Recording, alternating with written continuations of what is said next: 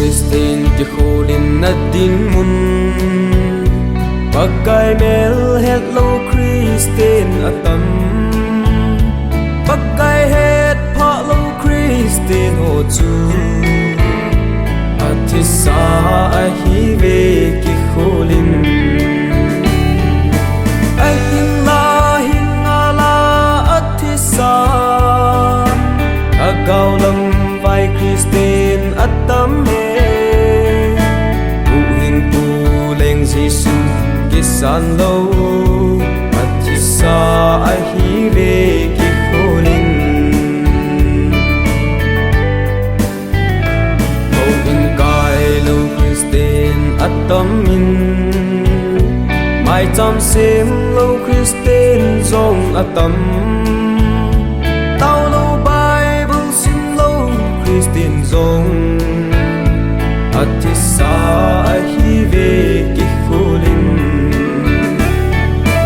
Ahin la hingala atisa Agaw lam vai Christine atam he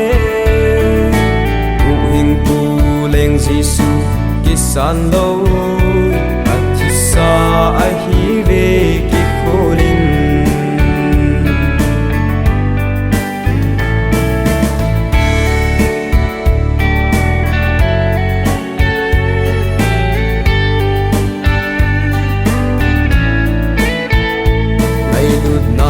Nay lo Christine atam Pagkay ba chay lo Christine atam Kil pa bol ding nom lo Christine zong Atisa ahi ve ki khulin Ahin la hingala atisa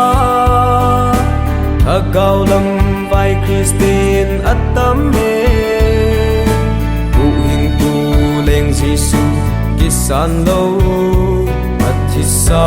ahi ve ki khulin